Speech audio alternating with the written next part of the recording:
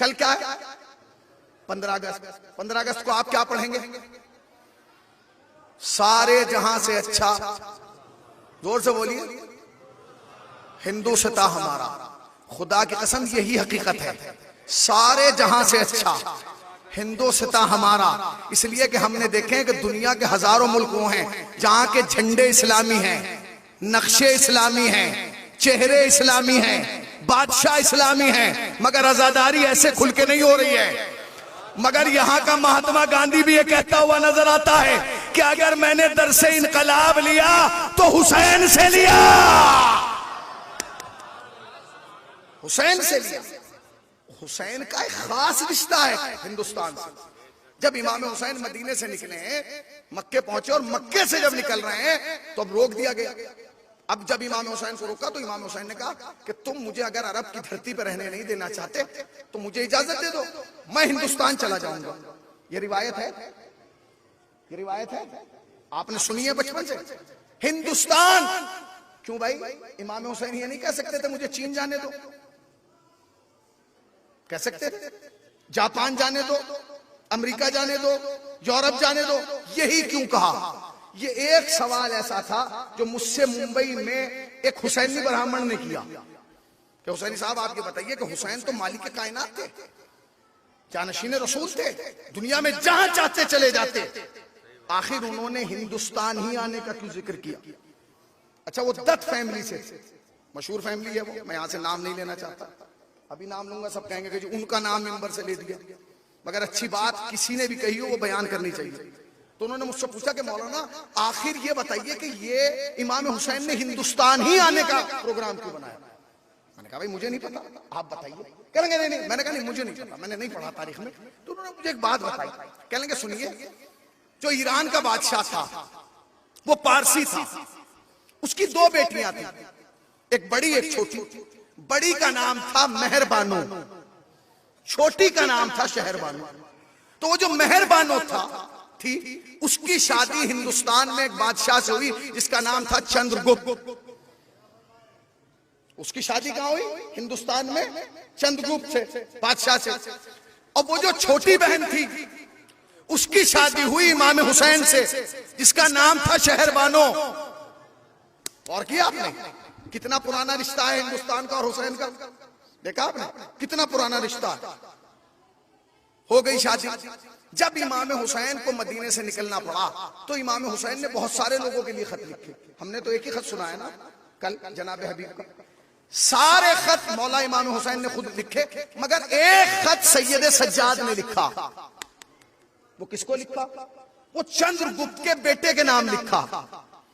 वो कौन था? वो जनाबे, क्या हुआ भाई, क्योंकि जनाबे सैयद सज्जाद हैं शहरबानो के बेटे। अब जो मेहरबानो का बेटा होगा वो आपस में क्या होगा? भाई हो गए हैं? क्या हुए भाई? तो उन्होंने उसके नाम, जो तारीख में उन्होंने नाम बताया, जो मेरे जहन में शायद समंदर गुप्त कुछ करके ऐसा नाम, हाँ समंदर गुप्त नाम से उसको याद किया गया, खत लिखा गया। वो उस वक्त यहाँ बादशाह था। तो इमाम सज्जाद ने उसे लिखा कि हम मदीना निकल छोड़ के इराक की तरफ जा रहे हैं और शायद मुश्किल है अब हमारा वापस आना, लिहाजा हमारी मदद के लिए तुम चले आओ। तो उसने फौरन यहां से एक लश्कर तैयार किया और तैयार करने के लिए इराक रवाना कर दिया। अब ये जो मुझे वाकया सुना रहे थे ये थे दत्त फैमिली के। उन्होंने जो पूरा वाकया सुनाया उसकी वजह क्या थी वो सुन लीजिए। वो कहने लगे कि वो खुद तो गया नहीं, उन्होंने एक काफिला बना के, एक लश्कर बना के वहां भेजा। जिस इंसान को उस लश्कर का सरदार बनाया उसका नाम था राहिब दत्त। उसका नाम क्या था? राहिब दत्त। वो वहां जब पहुंचे, जिस वक्त कूफे में पहुंचे, उस वक्त इमाम हुसैन शहीद हो चुके थे। अब जब इमाम हुसैन शहीद हो चुके, ये गैरतदार कौम थी जो दत्त थी, इन्हें पता चला कि इमाम हुसैन शहीद हो गए, तो उन्होंने कहा हमारे तो आने का कोई फायदा नहीं, इसलिए कि जिसे हम बचाने आए वही खत्म हो गया। तो इन्होंने अपनी तलवारें निकाली और अपनी गर्दनों पर रख ली। कब हमें जीने का कोई हक नहीं है। तो किसी ने इनसे कहा कि रुक जाओ, अभी इतनी जल्दी ना करो, अभी एक कैद में है जो हुसैन का इंतकाम लेगा। का कौन? का उसका नाम है अमीर मुख्तार। उसका नाम क्या है? अमीर मुख्तार। जब जनाब मुख्तार रिहा हुए और जनाब मुख्तार ने इमाम हुसैन के कत्ल का इंतकाम लिया, तो ये 10 ब्राह्मण जो थे, ये जो काफिला यहां से गया था, इन्होंने उनके साथ मिलके इमाम हुसैन के कातिलों से बदला लिया। कितना पुराना रिश्ता हो गया, कितना पुराना रिश्ता हुआ, आज का रिश्ता है।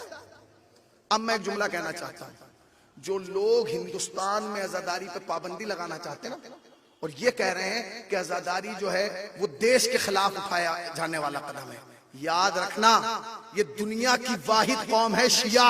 अगर जुमला तुम तक पहुंच जाए तो एहसास दिलाना कि हुसैनी की बात तुम तक पहुंच रही है। मैंने बहुत सारे मुख्तलिफ मौज़ूआत तुम्हें आज जल्दी जल्दी में सुना दिए। क्या क्या? दुनिया की वाहिद कौम है शिया, जिसमें बच्चे को माँ लोरी में सुनाती है कि बेटे जिंदगी में 2 काम याद रखना, एक हुसैन की आजादारी, दूसरे मुल्क से वफादारी। तुम कह रहे हो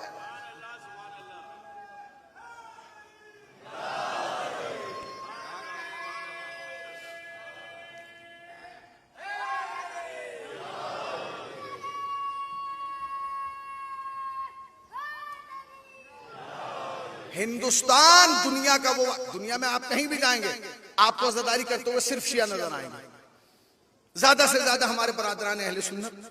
मगर हिंदुस्तान, पाकिस्तान और बांग्लादेश तो मैं खुद देख रहा हूं, ऐसा मुल्क है कि जहां मजलिसों में बरादरान हिंदू भी तशरीफ लाते हैं। और जितने इमाम बारगाह हिंदुस्तान में है, खुदा की कसम कहीं नहीं है। आप चले जाइए, चले जाइए। आज मैंने एक ऐसे ही देख रहा था हिंदुस्तान के हवाले से, तो एक कलाम मुझे मिला, मैं चाहता हूं वो भी आपको सुना दूं। एक सलावात पढ़े मोहम्मद वाले मोहम्मद।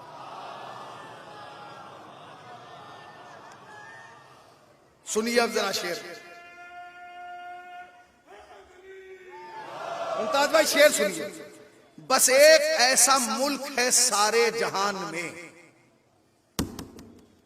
बस एक ऐसा मुल्क है सारे जहान में, जिसकी सना मिलेगी हमें हर जबान में। सना समझ गए?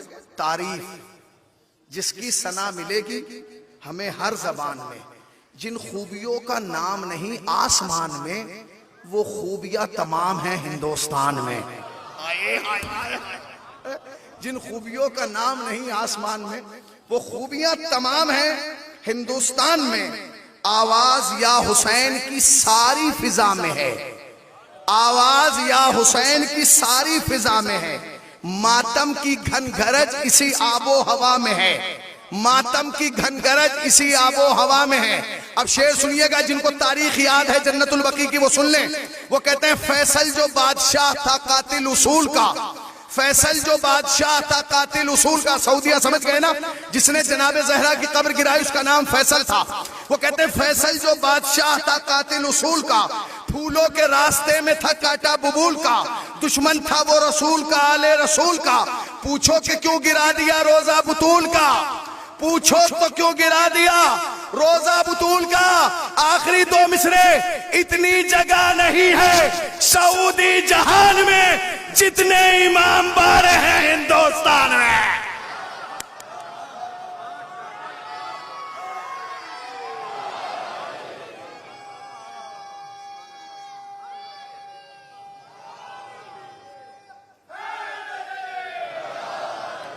इतनी जगह नहीं है सऊदी जहान में जितने इमाम बाड़े हैं। ये गलत है, इसीलिए तो हम कहते हैं सारे जहां से अच्छा हिंदुस्तान।